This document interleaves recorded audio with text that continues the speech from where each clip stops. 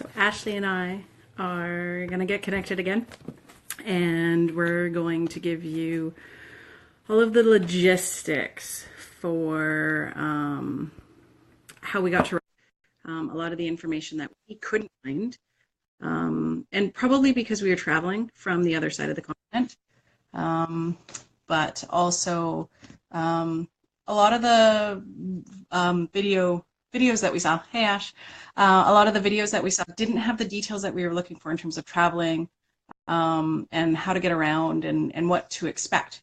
And so we thought that was lacking, so we figured we would share with everybody. So, hey Ash. Hello, and we are details people, and I think there are a lot of people who are maybe not traveling from all over the world to Rhinebeck, but we know there are a lot of people traveling as well. So yeah, and we like the details. Say the least, that's for sure. And any questions that we see come up during the video, we'll write them down and address it at the very end if we don't cover them in between. So please do let us know if you have any questions throughout. And we'll be posting a link later on to this, so if you're unable to join us live and or have to stop watching us, then we'll be able to link this later on with notes as well. Yes, as long as we don't have technical issues, because we're new to this and we're giving it a try. Yeah, and bear with us, this is live, it's unedited, so exactly. And the second time we're doing this. Yeah. Okay, so why Rhinebeck, Sarah, for you? Why did you want to go to Rhinebeck? I don't know. I think Rhinebeck was one of those things that everybody talks about, and as I was getting into the knitting community, it was one that came up the most in terms of the biggest festivals, and it was one of those things where it was a bucket list. It was hey, could you imagine if we got to go to Rhinebeck? And I think that's how you and I started talking about it, at least in terms of putting it on a bucket list. Yeah, I agree. And then ever since I started knitting, I'd heard about these mythical places called Rhinebeck, and even Edinburgh Yarn Festival hadn't become a thing yet at that point. So this Rhinebeck has about 30 to 40,000 people come through in 2 days. So it's the largest yarn festival in North America, if not the world. That's the population of the town I live in, 35,000, just so that everyone understands. All of Campbell River showed up. Could you imagine? Actually, some of Campbell River did show up. They spotted us. It was amazing. Small world, for sure. So yeah, it's pretty cool. And it's, I think, become such a quintessential place for knitting, where it's this, fall in upstate New York and the river valley and the gorgeous leaves and the smell of apple cider donuts and kind of perfect fall weather to enjoy knitting. So yeah, it's pretty great. And it's held at the Dutchess County Fairgrounds. Mm-hmm. And it's the third last week of October every year. So you can plan ahead, which is great. Yeah. We have a bit of an agenda, so we want to make sure we cover everything because we're that organized, and a bit of a couple dorks here. So the preparation. So number one, the reason why we got to go, because my husband was amazing and bought us the flights for my birthday present last year. He said last night his best birthday gift he ever gave me was the Swift and ball winder, but I corrected him and actually said that this trip was topped it. So pretty cool. So it was for me and Sarah to go, and we got to go this year, and I think this will be our one big trip there. But so we wanted to make sure that we did this pretty quick so we didn't forget all the details. But literally the planning started a year in advance, and has to. So if you're going... The detailed planning started a year in advance. The actual, hey, can we do this, I think was about 3 years ago. Yeah. And part of the reason for that is Ashley had a little daughter, Fraser, in the meantime. Mm-hmm. And the other piece of it is the Rhinebeck weekend is typically on my daughter's birthday. And so we actually had to find a year where it wasn't where my daughter's birthday fell on a Wednesday or even a Tuesday for me to be able to go and actually spend the time. And so that happened to be this year.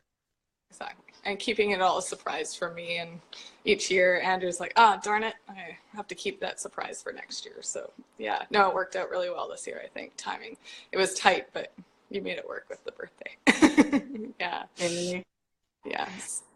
But we did the detailed planning. It was just over a year ago when we knew we were going, and it was the weekend of Rhinebeck and watching everybody on Instagram and talking about it. And I messaged you, Ashley, and said, Mm-hmm. should we book an Airbnb like now? So we hopped on and we booked. Ashley found an Airbnb, which was right in the little town of Rhinebeck, which was perfect because as Canadians on the West Coast, we walk everywhere. That's our culture. That's what we do. And we knew that once we landed in Rhinebeck, we just wanted to walk around. We didn't want to rent a car. We didn't want to have to be on Uber or Lyft as much as possible. And so we found a little place within walking distance of the town and the restaurants, and as well as the fairgrounds. I think it was a 15-minute walk. It was a Yeah. lovely If walk. that. Yeah. Yeah. And we were the only ones walking there. I was Yeah. so surprised. Everybody was driving by us. There were people that were walking from the parking lots, but we literally were the only people that I saw walking to and from the fairgrounds, which really surprised me, actually. Yeah, it did surprise me. And especially, and as we were walking in, and almost every day, the amount of cars going in was such a lineup. And I can only imagine how stressful it probably was for those who were driving Mm. to be kind of stuck in that parking lineup. Where's parking? How far away are we going to be? How soon are we going to be able to get there? Are we going to get there in time for the opening? That mad rush. We just didn't have to worry about that. We knew we didn't have to worry about traffic. So, it was a great relief that we could just walk everywhere. And I think we found that we could, you don't have to worry about that car, but then you can also just, walking around Rhinebeck. And then when we did need to use a Lyft or an Uber, we had that technology available to us. So yeah, that was the way to go. So the number one thing to plan ahead of time in at least a year, because there's a lot of people that go year after year. And so they're booking the same accommodation year after year. Book the accommodation first and do that as soon as possible, if not prior to the weekend happening. Obviously, if you're going next year, look right away now. Flights, even, we didn't book until January, and that was okay. Mm-hmm. Probably look at December, January if you're looking at flights. But the accommodation is crucial if you want something that is within a reasonable price range. The hotels are very expensive that weekend, but right downtown Rhinebeck, there's some beautiful hotels there. But it's Yeah, and the price. the availability of the hotels too, because there are so Rhinebeck itself is a fairly small community, but there are other communities around the area. But in order to get to the fairgrounds, you would need to have a car or you need to have an Uber or Lyft, and that's not really prevalent in the area. I think it's just up and coming, as we found out. So we didn't have any issues, but we'd heard through last year, and that was one of the facts. Is it fact or fiction about Rhinebeck? Can you get a Lyft? Can you get Uber? Are they available? All of those things that we didn't have any issues with. I think we had to wait maybe 20 minutes once, Yeah. but we were expecting that. We were expecting to wait way longer than that. So we were just prepared and knew where we wanted to be and when we wanted to be there and booked ahead. So that part was actually quite good. Yeah, exactly. Other booking in advance, looking at getting tickets for the day of. We got those about June, I believe. I went to the New York Sheep and Wool Festival site, and it links it to the Dutchess County Fairgrounds. And that's where you get the tickets for the actual event. There were $17 US for the weekend, so pretty cheap, and there's lots of them. There were rumors 2 years ago that people who did not purchase tickets ahead of time actually got to kind of go in a separate lineup and seemed to go in first. We saw a couple people purchase tickets, and it looks like they had to go back to the back of the lineup, I believe. So there wasn't any preferential treatment. So it's worth it to buy your tickets ahead of time and then just know you've got them and be in the lineup. Yeah. And the big thing that we prepped for probably more intensively July onwards, maybe more even a couple weeks before the event. And one of my regrets is that I didn't put more time into this prior to, but was just the vendor list. So the New York Sheep and Wool Festival website has a list of all the vendors. There was 325 lines, which you could then copy into a Google Sheet or Excel document, and with their link to their website. So then you could go through each one and go to the website. Unfortunately, a lot of the links didn't work. The websites weren't up to date, but that was a lot of the planning ahead of what to buy. That's why I was going primarily is to buy something. Secondary was to enjoy the atmosphere. Third was to, enjoy the sheep. So first was the yarn shopping. So I wanted to make sure that I had projects tied to yarn. And one of the things that was a bit of the only downfall about the fairgrounds is that the cell service really sucked, to be frank. It was non-existent, which shocked me that they host many, many events, but the cell service was absolutely atrocious. Even locals were having issues. So Yeah. plan ahead what you can, print it off if you can, or save it to your, iBooks or whatever your technology is where you don't have to use the cell service to look up, or your data to look up anything on Ravelry. Have it all planned out ahead of time. Yeah, that was one of the things that doing our research, they said a lot of vendors only accepted cash. They didn't accept credit card, which actually I found not true. I found everywhere that I purchased accepted a credit card. That really concerned me, being able to have enough American money on hand. But so we had some, but didn't need it. But there were full-on dead zones. So both Ashley and I had a mobile plan for the States, and so we were not even relying on Wi-Fi. So it's not like we couldn't find Wi-Fi. We could not find any connection. There were certain spots in the fairground where you could get, maybe 1 bar, maybe 2 bar, and also depended on your provider. There were times when you had access and I had none. Yeah. So yeah, you really had to be prepared. You had to have it, or you had to be prepared not to have that connection. Yeah. There was times where we were trying to meet up with some people that we had met, and just didn't happen because you were in a dead zone, they were in a dead zone. But Ashley talks about the preparation, so I went a little crazy because I, of course, wanted to go for sweater quantities. So I figured out what yardage for different weights of yarn for a typical sweater quantity for my size, and I wrote those down. And then I actually went through, and you can, if you were listening the other day or have seen my posts, and I'm going to say it wrong, I always say it wrong, the Zweig sweater. That was one of the ones where I thought I might make it. And so, I had a picture, I had the weight of the yarn, I had the yardage for my size, and I went through and I actually have a couple of projects in each yarn weight. So here's the Mountain Mist one that I had, and I kind of knew I had written it down, like I wanted to go to wool, and I had all the different colors.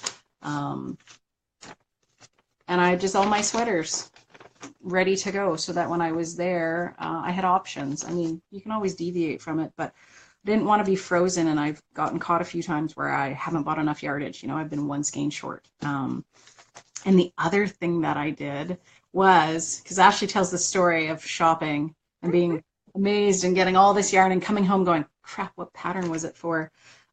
Because I had it written down, I actually wrote, here's my Hue Made yarn. So my Hue Made yarn that I bought is meant for this. Not that I can't change it, but that was me being nerdy and prepared, and that made me feel good about getting ready for it and not being frozen when looking at the yarn shops, or the yarn that was available, and figuring out if I saw a yarn that I fell in love with, okay, what are my options for making it? How much yardage is it going to work? What's the price point going to be? Can I afford it? Things like that. But that's part of the prep that we did in advance, and it took hours. I mean, you don't have to do it; you can just go and wing it.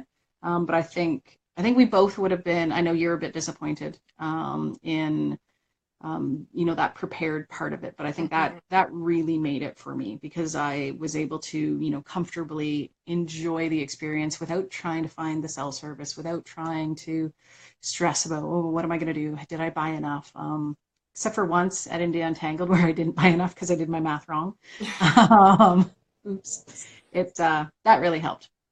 Yeah. So Well, and I know watching other podcasts and videos of Rhinebeck in the past and prepping for it, it looked like Rhinebeck was like crazy busy all the time.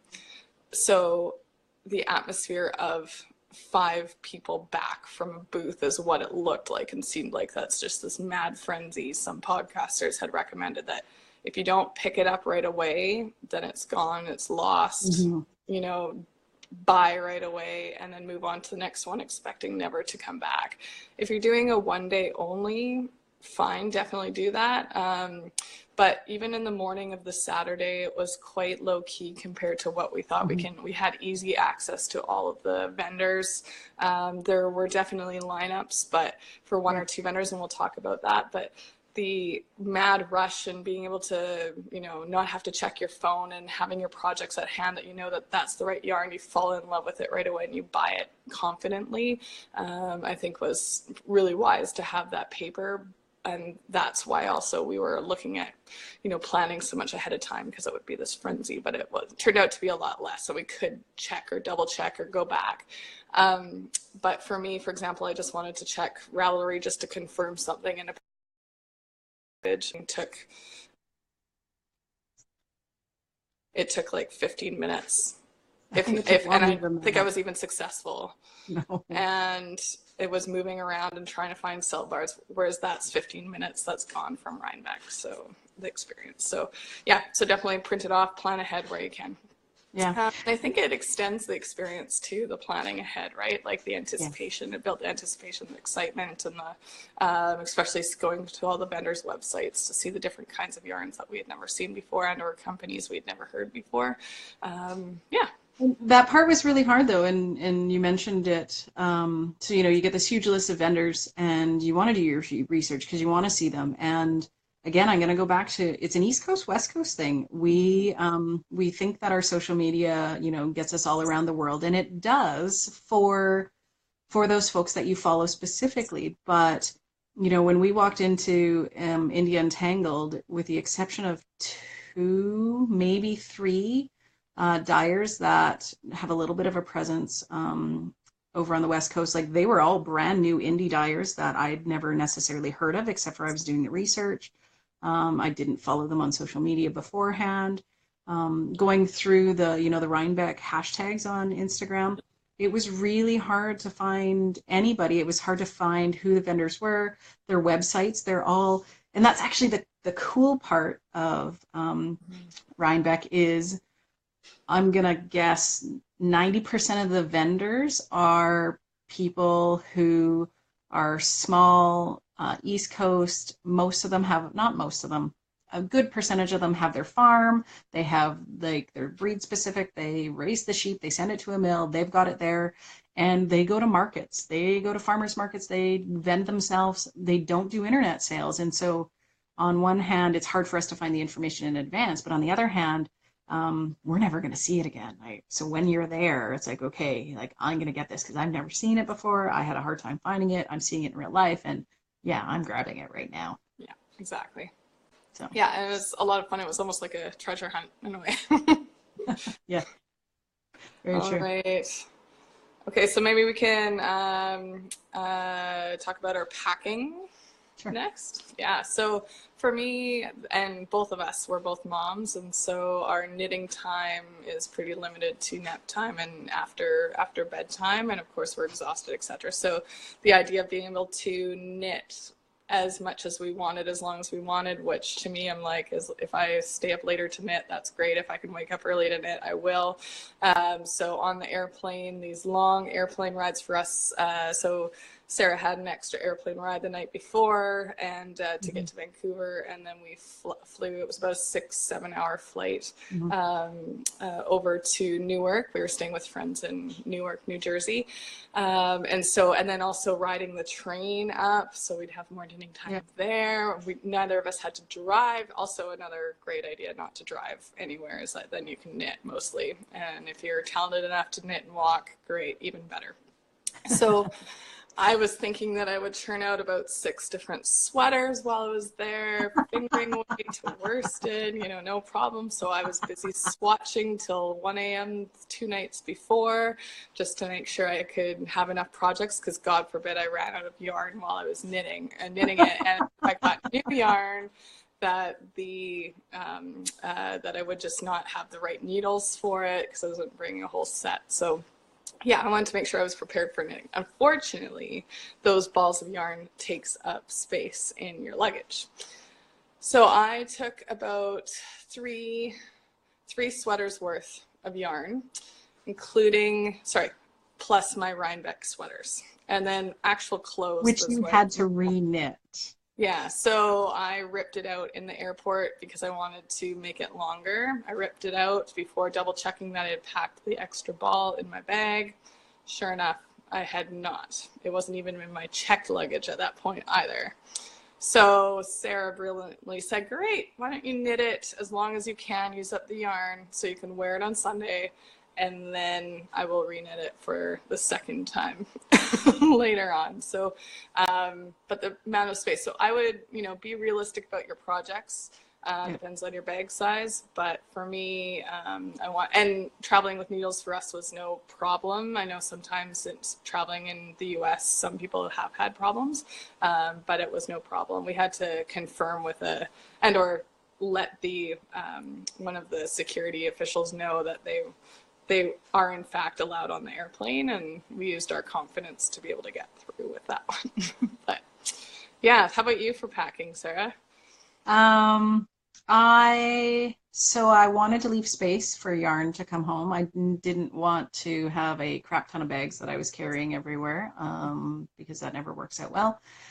So I tried to pack as light as I could. I've got my list of Christmas knitting, and fortunately that includes socks. And so I had my small sock pattern with me. I had one shawl, and then actually I had a second shawl, which I didn't end up knitting on. I ended up finishing the one pair of socks while we were there, including turning a heel, which is only the second time I've ever done that, with a heel flap and gusset. Normally I've been doing the afterthought. And I knit on the shawl a little bit just as a changing it up, but I've actually found when I get a lot of significant knitting time, especially if it's a smaller project, my wrists start to hurt too much, because I don't sit and knit for hours any longer. So I was taking breaks. I definitely didn't get as much knitting done as you did. I definitely was just chilling out sometimes. So I took 2 projects, and that was okay. I also had my books with me. But the biggest thing about packing was trying to figure out the weather. And so figuring out what to take, what knitwear to take. I think the whole, like, 1/3 of my bag at least was knitwear to wear at Rhinebeck. And you're probably really glad I brought it all as well, considering that you stole half of it. Sunday was super cold. The first day was about 18 degrees Celsius, I would say, maybe 15, 16. It was warm, Yeah. like cooler, like fall weather, but it was definitely warm. And then the next day was like +5 degrees Celsius for those Canadians. So And it was just windy. windy, cold. I think, were they saying 40s, I think, in that, whatever the conversion rate is. So sorry, we're going to stick with Canadian temperatures. But it was cold and windy, and I thought my Cascade Eco Plus sweater would be a lot warmer than it was, and it was not. And I was a bit of a idiot and thought, hey, I want to show off my Rhinebeck sweater. Why wear a jacket over top, especially when you're walking there and ideally not having to go back to the Airbnb? So I toughed it out, thankfully, with Sarah's extra accessories. So I didn't actually bring any accessories to wear with me, which I should have. Everybody else was adorned in beautiful accessories. I got to wear Sarah's beautiful knitting, thankfully, because she brought them. So that was good. So next time, definitely bring some accessories you can throw on. Obviously, stating the obvious, I think, with that point. But yeah, one of the questions that I had gotten during our journey was, I mentioned fact versus fiction when we were researching this, and one of the things that I had heard was wearing gum boots to Rhinebeck, and I thought, okay, I'm not packing gum boots all the way across the continent, so I packed my Blundstones, which is, of course, a West Coast thing. Um, and it did rain on us for about 10 minutes on the Saturday. Not a West Coast rain, though. It was a very, I don't want to call it a tropical rain, but it was very, very heavy rain, downpour for 10 minutes and then Hmm. stopped. Yeah. So everyone just hid inside the barns. But in terms of footwear and mud, everywhere that we went, except maybe the grassy hill, was asphalt or concrete. Good. Um, Even the barns, I mean, the barns are barns, so they're concrete with a little bit of dust, and maybe there would have been mud, but when somebody said, there's going to be mud there, I was picturing like thick mud you're going to be tromping through. Um, so that wasn't a concern. Everywhere was nice and easy to get along with or to get through. Um, and I was really glad that I had brought as much knitwear as I did. Um, I was amazed at the style and the colors. I think Rhinebeck and maybe places like Knit City. It doesn't seem as big at Knit City, but Rhinebeck is the place. It's like you go big or you go home. Um, you wear the brightest colors, the craziest designs, because this is that one place where you're going to get full credit for it. You're going to stand out and it's going to be beautiful. I don't have those things in my wardrobe because I wear my knitting every day and I don't wear that type of knitting every day. But if you're one of those people that has a bright, bold, colorful outfit that you find you can't wear in your normal day life, take it to Rhinebeck. Or if you want to, knit it for Rhinebeck. It was incredible. Some of the colors and the vibrancy and the holy crap, did you see that go by? Yeah. Uh, Well, and I so think there was some probably Saturday afternoon was the busiest time. So I was mhm. surprised that Saturday morning wasn't, but Saturday afternoon definitely got busier. And then you could literally spot people. So with Sarah, thankfully she had a pom pom on her hat. So it'd be like, okay, follow the pom pom. Yeah. And I knew, it's just a matter of following the right pom poms. There wasn't that many pom poms. I thought I would be in a sea of pom poms, and you want to know the only other pom poms I saw? So I was wearing my tread hat by Shannon Cook with the big palm on it, and the only other pom poms I saw were the three other tread hats by Shannon Cook. Yeah, Nobody else had pom poms on. It was like I know. everyone was wearing beanies, if any. Yeah, exactly. So No, it was interesting to see kind of the trends and yeah, what people were wearing and or noticing different patterns. And you're right, the bright colors totally stood out. The ones that are more neutrals that we like to knit for our clothing are definitely yeah, were less. They popped out less, of course, because they were neutrals. So yeah, yeah. totally. In terms of finding info, it was really hard to find info on specifics on anywhere. Again, this is why we're making this because, hopefully this is the future reference for someone to help somebody. Because a lot of the podcasters that we listen to would maybe not go and enjoy the event as much in terms of the nitty gritty. They would go and to have the podcaster meet up or do their own thing that Hmm. Saturday night. So, and or people who are local, right? So it was really just scrounging to find the information. Like Sarah said, it was Yeah, really hard to, and so putting it in one place is the goal of this yeah. podcast. Like I Yeah. couldn't even find so things like the podcasters meetup, things like the Ravelry meetup, things like all the Caitlin Hunter, Boylan Knitworks were huge Mm-hmm. patterns this year. There was a Tenga conga line. You can see it on the Christy Glass Knits recap. There was a couple of other things that you couldn't find it. Like I would find it once and I wouldn't write it down and I couldn't find it again. Like it was absolutely crazy. So some of the things I did find at the last minute though were there is a Ravelry group for Rhinebeck. Sorry, you see my eyes darting off that way. My family's just arrived home and they're like, Mummy's talking to her cell phone in the room. So you'll have to pardon any excess noise or interruptions. Um, but so there is a Ravelry, at least one Ravelry group that talks about Rhinebeck. The Christy Glass Knit seems to be the biggest on YouTube to find, but again, she doesn't go into a lot of the details. She'll talk about her experience and, the couple of yarn shops she likes, but she doesn't do a global overall. Um, and yeah, so things like the meetups, it's, I think, I'm trying to remember. We missed the Ravelry meetup. I think it was at 11 o'clock on the grassy hill, which when we were walking by, we're like, where's the grassy hill? Like we couldn't really find it. And the layout, nobody really talks about the layout and what to expect Right. when you get there. Yeah. What was Oh, the the, podcasters meetup is usually at 1 o'clock on the Saturday, just in case you're curious. Oh, but there's things like stitch marker exchange yeah, and that, project bag exchange.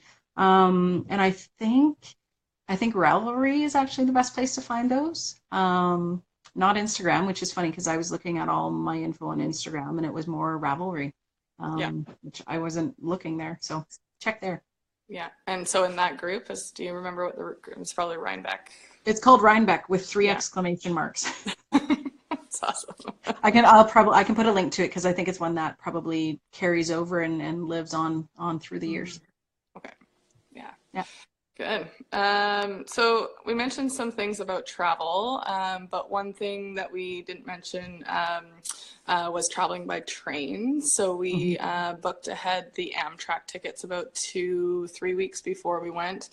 You can book them. I would suggest booking them even earlier, maybe Mm-hmm. 1 or 2 months, depending where you're coming from, of course. But we took the Amtrak train from New York's Penn Station all the way up to Rhinebeck, which is about an hour and 40 minutes. So Yep. some nice knitting time. They advertise Wi-Fi on the train, but it is, really slow if you're able to get on. They also have they made a fun joke of the non-existent cafe cart, so it sounds like that's the inside joke, and that was an employee making that announcement. So they did say there was cafe cars, but we didn't see those at all. But it is a fairly short ride. It's a beautiful way to travel, Mm-hmm. and the trains leave on time, so just make sure that you're there, and they give you lots of notice on signs ahead of time. We were able to spot a fellow knitter going up to Rhinebeck because of her knitted sweater, and it turns out she's from Australia, traveling with her daughter, so it was amazing to meet her.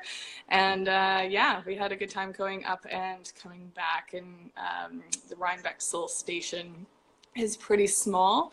Rhine Cliff. It's Sorry, called Rhine Rhine Cliff. Cliff. So don't look for the Rhinebeck station. It doesn't exist. That's right. So Rhine Cliff, and it's about 12-minute drive from Rhinebeck.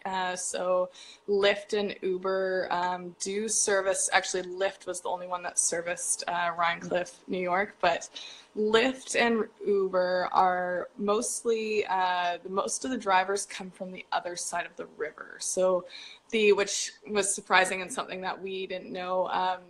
The Lyft and Uber tout that you can pre-schedule the pickups from certain locations. You cannot pre-schedule anything in Rhinebeck or or Rhinecliff or from airports as well, if you're curious. So it's really, you show up, you get there, you get your bag, bring your bag up from the bottom deck from the train, and then we called the Lyft on the phone.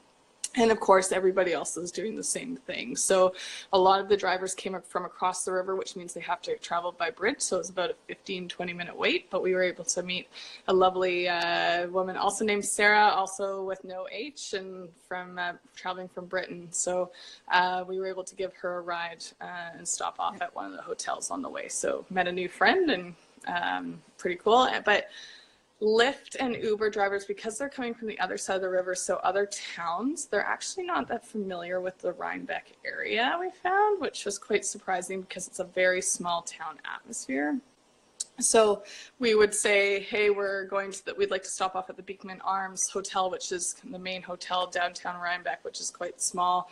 They didn't really know where to go and what was the way. They really had to follow the GPS, and that seemed true with the majority of the drivers for Lyft, even though they had grown up on the other side of the river and lived in that area all their lives. So that the bridge and the river really separates and divides them.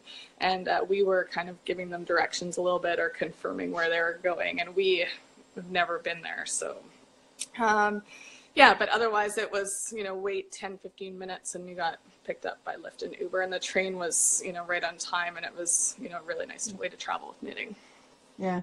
So on our way there, Ashley mentioned it, we stayed with some friends, and so we had the luxury of arriving in the late afternoon on the East Coast, staying at a friend's place, and then heading in the next morning into Manhattan to Penn Station to hop on the train. If you are catching a flight, from the west coast of Canada or heading into New York, if you timed it right, you could go from the airport straight to the train station. You would need to make sure you accounted for customs, clearing customs if you don't pre-clear in Vancouver or somewhere else, and just making your way to the train station. I don't know how often the trains run. They might run every 3 hours or so, because I know when we were booking, we had an option of going super early in the morning or kind of just around lunchtime. So there might be a later afternoon one that you might be able to get. Or you might have to book a hotel room or stay with somebody, the day that you arrive in New York or New Jersey, and catch the train up the next day.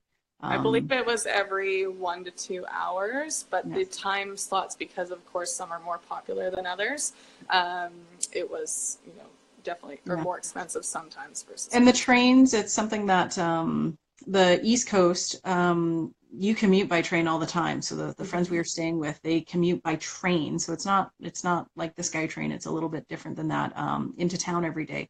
And so they are commuter trains. You can take your luggage on. It says there's only carry-on luggage, but it's not carry-on luggage like an airplane. That freaked me out because all of a sudden I thought we could only get on the train with like little tiny carry-on, and I was losing it. Their version of carry-on is basically a gigantic suitcase. Um, but they have the overhead compartments, and so you could put your little suitcases in the overhead compartment. But our larger suitcases, which is probably an average size, traveling suitcase, you it we go. I think we lucked out. I think we lucked out because the back row of every train car was double wide, and so you could put your suitcase in front of your knees and still have space.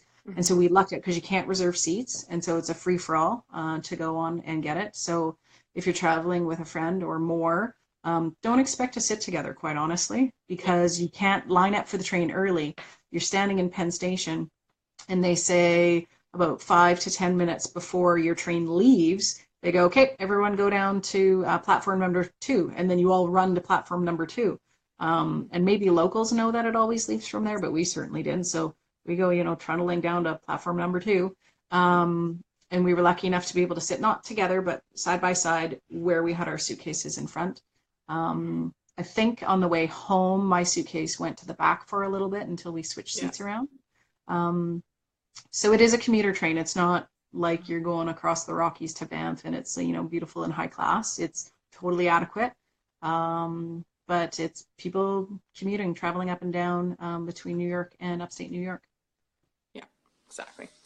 Yeah. And if you are in Vancouver or another spot where you have Evo, taking Evo to the airport in the morning from my house here in Vancouver to the airport to leave was half the price of a cab, and great with the park and fly. You literally just drop it off there and then you catch the shuttle in. It was phenomenal. It's the first time I've done that, and so you don't pay for the extra fee, whereas Car2Go you have to pay for a parking fee at the airport, and it's a different parking lot.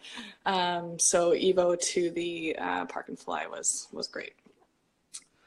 Airbnb same was great to have. We got a little 1 bedroom that we ended up sharing a bed, so it was tight quarters, but it's what we needed, and a little living room where we could knit, and it was right downtown Rhinebeck, so we were really the yarn out. Oh, it's great. It's beautiful light with dapple light coming in, so we could take some nice photos. Very, very important. So our hosts were great. I posted on one of my posts a link to their posting if it's still open for next year.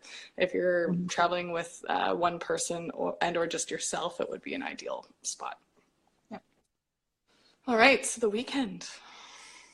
Want to start talking about Indy, how that was? Sure. So I think most people know that, so the Rhinebeck weekend is Saturday, Sunday is when the festival is open. But if you're researching and looking at going, you would have heard about Indy Untangled, which has gotten very popular. They just celebrated their 5th anniversary, as well as Needles Up. And Needles Up, I want to say it was their 3rd year. Maybe it was only their 2nd year. So what's happened is Rhinebeck is gaining in popularity, and even though there's so many vendors, you essentially can't get, there are no new vendors. The new vendors number maybe 2 or 3 in turnover in the year. And so a lot of the indie dyers and indie notions, bags makers and whatnot have gotten together to kind of celebrate the weekend the night before or the afternoon before. So Needles Up is located across the river. I'm going to get it wrong because they changed. They're They're located across they're in Kingston this year. Kingston. Thank you. So they were in Kingston in 2018. They were actually, It lost me. uh-oh, they were actually in Rhinebeck on 2017, and so they've moved locations. And I think you can just arrive. You don't have to get tickets. You can just show up and go in. And they had a small selection of vendors. We were planning on going, but just because of timing and because of us traveling around in Uber and Lyft, we didn't know it was going to be tight for us to get around. And so at the last minute, we decided that we were going to take a pass on Needles Up. We've been really hoping we could do it, but relying on somebody else driving us around, it wasn't going to work. Because we were really fortunate in getting tickets to Indie Untangled. And so we purposely got later in the day tickets. Indie Untangled, after the issues they had in 2017, have gone to a ticketed system and time slots, which I actually think is fantastic. Because then, it's not a huge rush all at the beginning. The vendors aren't completely overwhelmed. I know what it's like as a vendor to be there and be completely overwhelmed at the beginning of a show. And so they had different time slots, and you kind of paid accordingly with your ticket. And so we got the second to last time slot from 5 until 7. Which was fantastic. We had 2 hours to shop around. We talked about our yarn acquisitions the other day, and you've seen them probably on our Instagram feeds. And that was a really good time. 2 hours was totally adequate. I think we split up, and I did my first scoop around and checked everybody out. And then I think I went around at least 4 times and made purchases, the second and third and fourth time round. And we were done. That we actually had 30 or 45 minutes out of our 2 hours.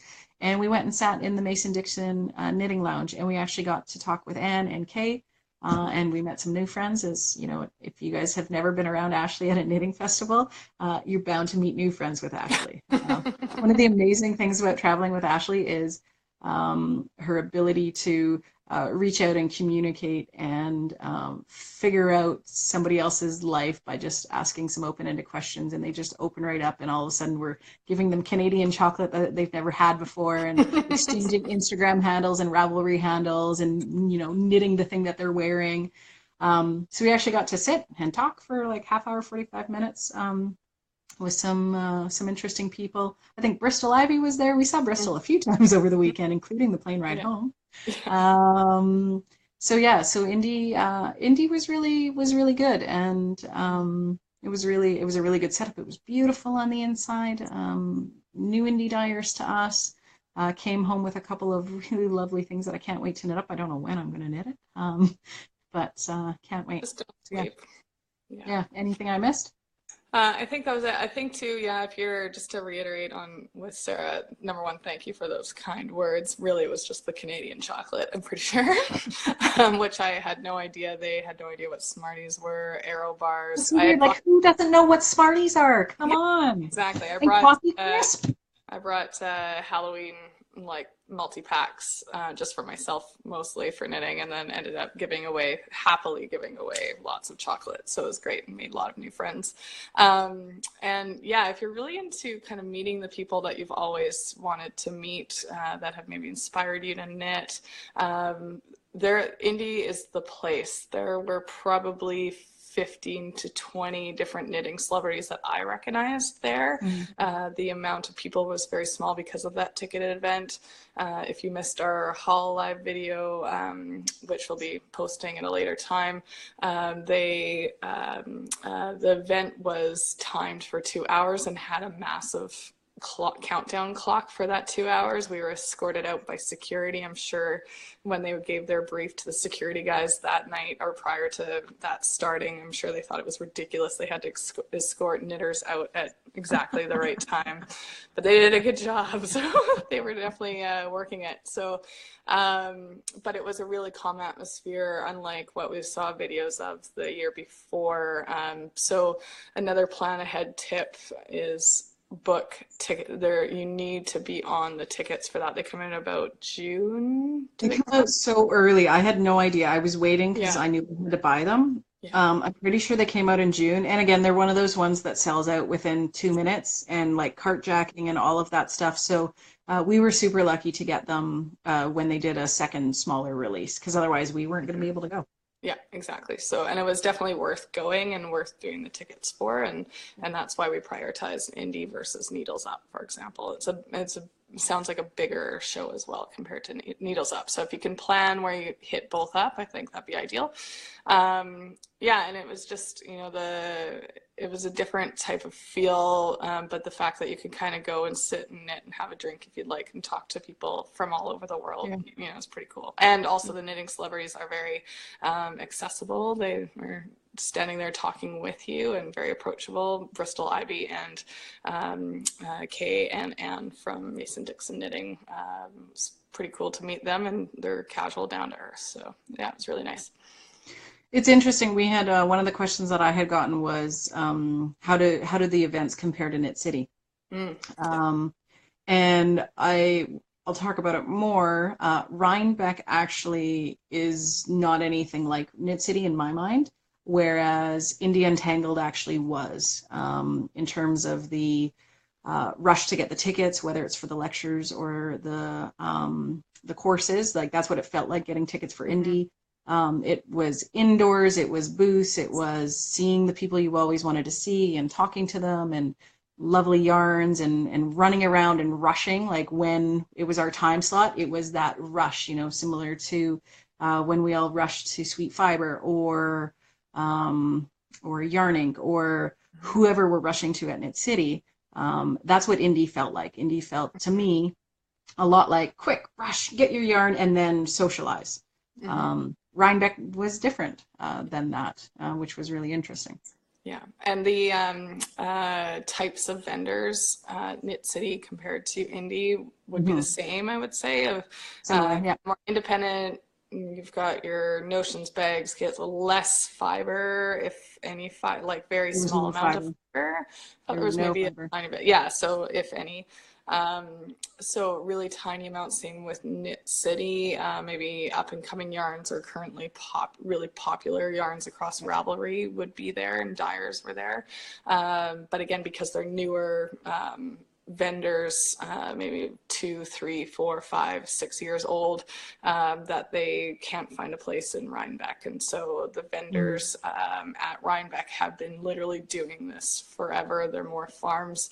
Rhinebeck honestly felt more homey than I expected. It was kind of a farm country county fair feel versus a Knit City or Indie feel. Totally. Yeah.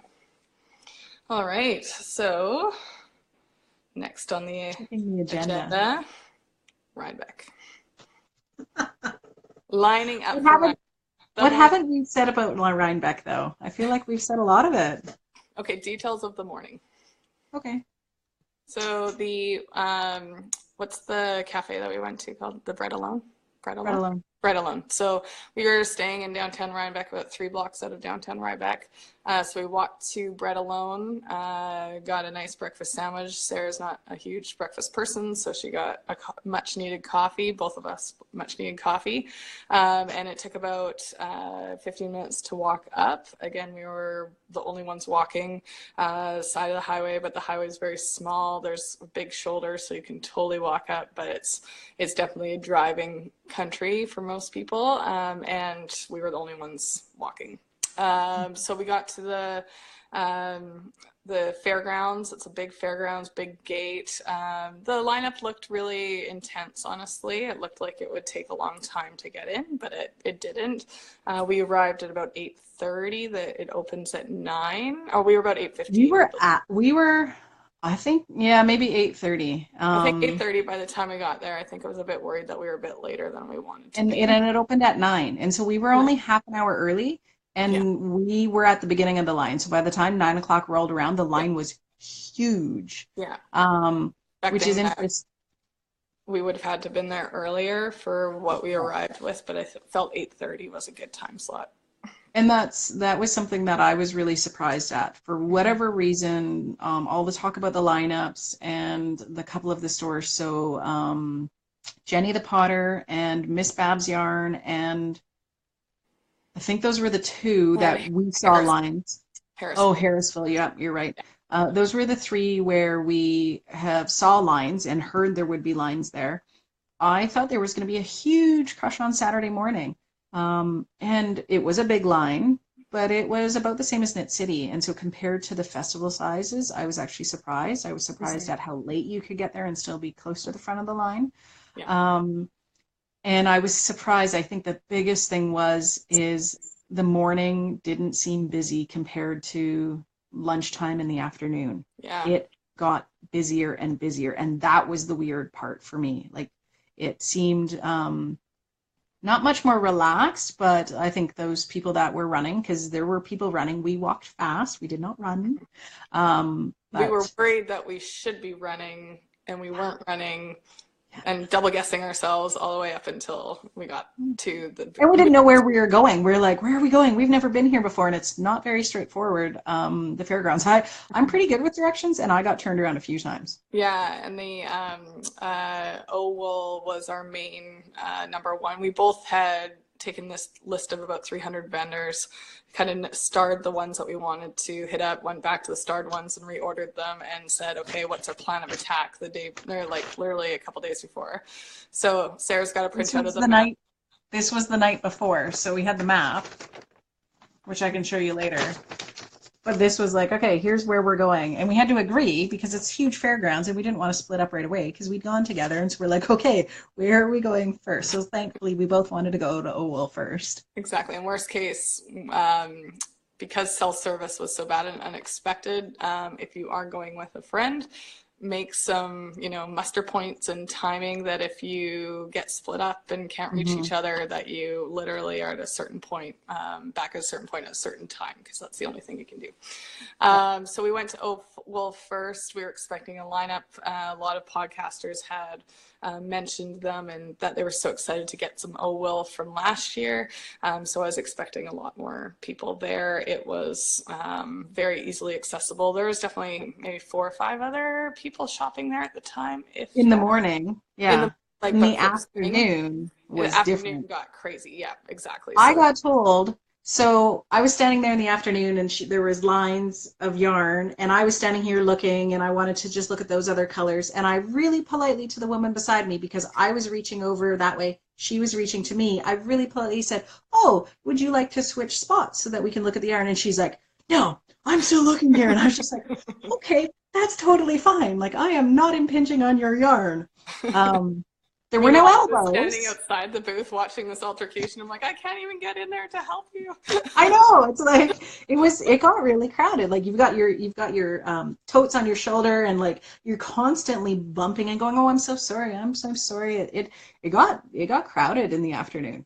Yeah, and apparently you can check your yarn bags if you want. I'm not giving my yarn away.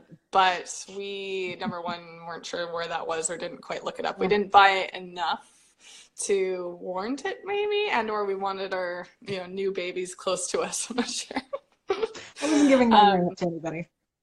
Yeah, exactly. So it was Harrisville, for example. You go into the booth and see what you want to buy, and then you line up. And they actually had order forms so that you could stand in the line and fill out what you wanted.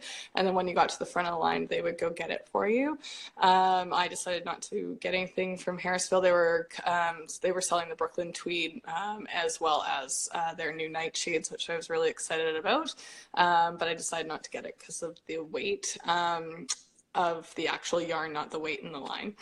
The Miss Babs line, I didn't line up personally.